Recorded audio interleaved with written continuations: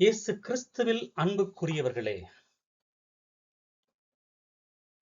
தவக்காலத்தின் புனிதமான பயணத்தில் 27வது நாளுக்கு நாம் கடந்து வந்திருக்கிறோம். கடவுளுடைய கிருபையால் நம்முடைய மனமாற்ற பயணத்தில் இன்று புதிய வாழ்வின் நம்பிக்கையும் தொலைதூரத்திலிருந்து உண்டாகும் விசுவாசத்தின் அற்புதத்தையும் குறித்து தியானிக்க நாம் அழைக்கப்படுகிறோம். இன்றைய இறை வார்த்தைகள் ஏசாயா தீர்க்கதரிசி 65ஆம் அதிகாரத்திலிருந்தும் யோவான் நற்செய்தி 4ஆம் அதிகாரத்திலிருந்தும் எடுக்கப்படக்கூடிய வார்த்தைகள் புதிய படைப்பினுடைய மகிழ்ச்சி மற்றும் அதன் தன்மையான தொலைதூரத்திலிருந்து உண்டாகும் விசுவாசம் ஆகியவற்றை நமக்கு தெளிவுபடுத்துகிறது.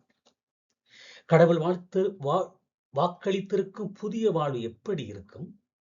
அற்புதத்தை காணாமல் தூரத்திலிருந்து இயேசுவின் வார்த்தையை நம்புவதின் மகத்துவம் என்ன என்ற கேள்விகளை எல்லாம் நம் உள்ளத்துக்குள்ளே எழுப்பி இந்த நாளை நாம் தியானிப்போம்.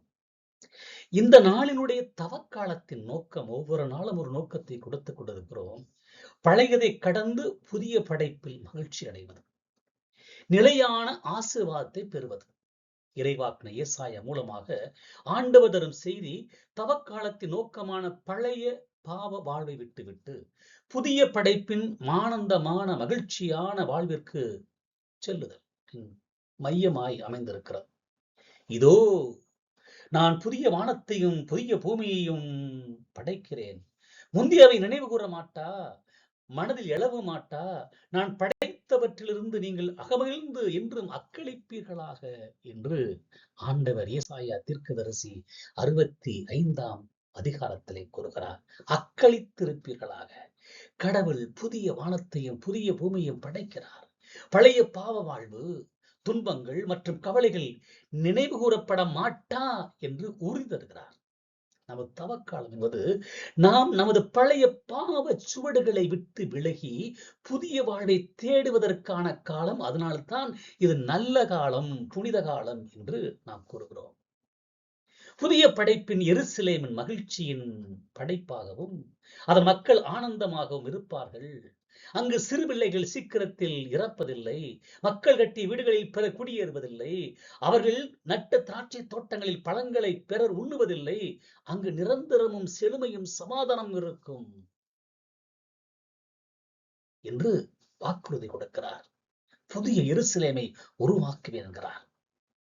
எனவே நம்முடைய தவக்காலத்தின் நோக்கம் தற்காலிகமான அழிந்து போகக்கூடிய இவ்வுலக இன்பங்களுக்காக வாழாமல் கடவுள் வாக்களித்த முடிவில்லாத மகிழ்ச்சியும் நிலையான அமைதி நிறைந்த புதிய வாழ்வை நோக்கியே நமது வாழ்வை செலுத்துவது இந்த நம்பிக்கையின் மனமாற்றம் செய்ய தூண்டுகிறது. அதற்காகவே நாம் அழைக்கப்படுகிறோம். அன்புக்குரியவர்களே, அதுதான் தவக்காலத்தின் தன்மை. என்ன? தொலை தூரத்திலிருந்து உண்டாகும் விசுவாசம், அருகில் இருப்பதனால் உருவான விசுவாசம் அல்ல, காணாமல் விசுவசிப்பதுதான் உண்மையான விசுவாசம். அடையாளமின்றி வார்த்தை மீதே நம்பிக்கை வைத்தல், அடையாளம் என்று வார்த்தை மீது நம்பிக்கை வைத்தல். அன்னை மரியாளை போல இயேசு கிறிஸ்து சமாரியார் வந்து கலிலேயாவுக்கு சென்ற போது கோட்டையை சார்ந்த அதிகாரி ஒருவருடைய மகனை அற்புதமாக குணமாக்க நிகழ்வு தவக்காலத்தின் சரியான தன்மையை நமக்கு உணர்த்துகிறது. அவன் ஒரு அதிகாரி இயேசுவிடம் வந்து இறங்கி வந்து, என் மகன் சாவதற்கு முன் அவனை குணமாக்க வேண்டும் என்று கெஞ்சுகிறான். இயேசு அவர், நீ போய் மாறு, உன் மகன் பிழைத்துக் கொள்வான் என்கிறார். இயேசு தம்மிடம் கூறிய வார்த்தையை அந்த மனிதன் நம்புகிறார். நம்பிக்கை குணப்படுத்துகிறது. இயேசுவே, நீங்கள் அடையாளங்களையும் அறிஞர்களையும் காணாவிட்டால் நம்ப மாட்டீர்கள் என்று கூறுகிறார். கலிலேயர்கள் கண்ணால் காணும் அற்புதத்தை நம்ப துடித்தார்கள். இன்றும் அந்த அற்புதத்தை நாடும் சமுதாயமாக நாம் இருக்கிறோமா? அதிகாரி தன் மகன் சாகப் போகிறார் என்று பயந்து இயேசு நேரில் வந்து குணமாக்க வேண்டும் என்று கெஞ்சினார். ஆனால் இயேசுவோ தொலைதூரத்திலிருந்து ஒரு வார்த்தை மட்டுமே சொன்னார், உன் மகன் பிழைத்துக் கொள்வான். அந்த அரசு அலுவலர் அதிகாரி அந்த வார்த்தையை நம்பி திரும்பிச் செல்கிறார். இதுதான் தவக்காலத்துடைய தன்மை. இயேசுவின் வார்த்தைக்கே அதிகாரம் உண்டு. இந்த விண்ணும் மண்ணும் அழிந்து போனாலும் கடவுளுடைய வார்த்தை அழிவதில்லை என்று நம்புவதே இந்த தவக்காலத்தின் தன்மை. நாம் விண்ணப்பத்தின் பலனை அற்புதமாக நேரில் காண துடிக்காமல், இயேசுவின் வார்த்தை உண்மையே, என்று தூரத்திலிருந்து விசுவாசம் கொள்ள அழைக்கப்படுகிறோம். இதுவே அற்புதத்தை காணாமல் நம்பக்கூடிய தூய விசுவாசம். அம்மா, உன் நம்பிக்கை பெரிது என்று ஆண்டவர் இப்படிப்பட்ட நம்பிக்கை குறித்துத்தான் கூறுகிறார். இங்கே இறையில் பார்வை என்ன? நிலையான வாழ்வும் நம்பிக்கை தரும் தலைமைத்துவமும். நிலையற்ற வாழ்வுக்கு மத்தியில் நம்பிக்கை, துன்பத்தின் மத்தியில் நம்பிக்கை, வேதனை விரக்தியின் மத்தியில் நம்பிக்கை. ஈசாயா கூறும் புதிய படைப்பின் செழுமையும் இயேசுவின் வார்த்தை நம்பி அதிகாரியின் விசுவாசமும் நமது பொது வாழ்வில் நேரடியாக பொருந்துகின்றன. பொது வாழ்வில் ஏசாயா சுட்டிக்காட்டியது போல நமது பொது வாழ்வில் மக்கள் கட்டும் வீடுகளின் மீதும் நடும் தோட்டங்களின் மீதும் நிலையற்ற தன்மை உள்ளது. நான் விதைக்கிறேன், நான் நடுறேன், நான் கட்டுறேன். பொருளாதாரம், அரசியல், சமூகம் ஆகியவற்றில் பாதுகாப்பும் நிரந்தரமும் இல்லாததால் மக்கள் நம்பிக்கை இழப்பதை நாம் பார்க்கிறோம். அந்த அரசு அலுவலர் அரண்மனையை சார்ந்த அரசாங்கத்தில் அதிகாரம் கொண்டவராக இருந்தும் தன் பிள்ளையின் வாழ்வுக்காக இயேசுவின் வார்த்தையை நம்பினார். இன்றைய பொது வாழ்வில் அதிகாரத்தில் இருப்பவர்கள் தாங்கள் சொந்த வலிமையோ பதவியை நம்பாமல் இயேசுவின் நீதியையும் நம்பிக்கையை நம்ப வேண்டும். அரசியல் தலைவர்கள், ஆன்மீக தலைவர்கள் எல்லோருக்கும் இது பொருந்தும். நம்முடைய தவக்கால பணி என்ன?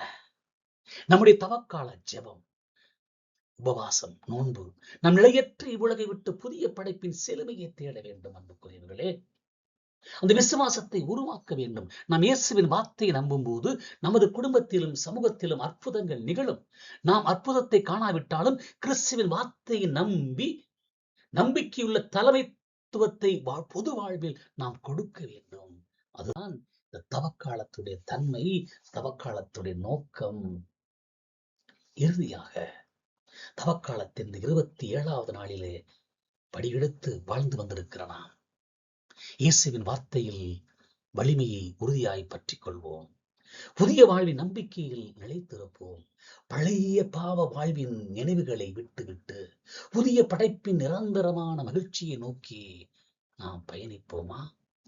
அந்த அதிகாரியை போல அற்புதத்தை காண துடிக்காமல் இயேசுவின் வார்த்தை மட்டுமே போதும் என்று நம்பி தொலை தூரத்தில் இருந்தாலும் அருகில் இல்லாமல் இருந்தாலும் விசுவாசம் கொள்வோமா?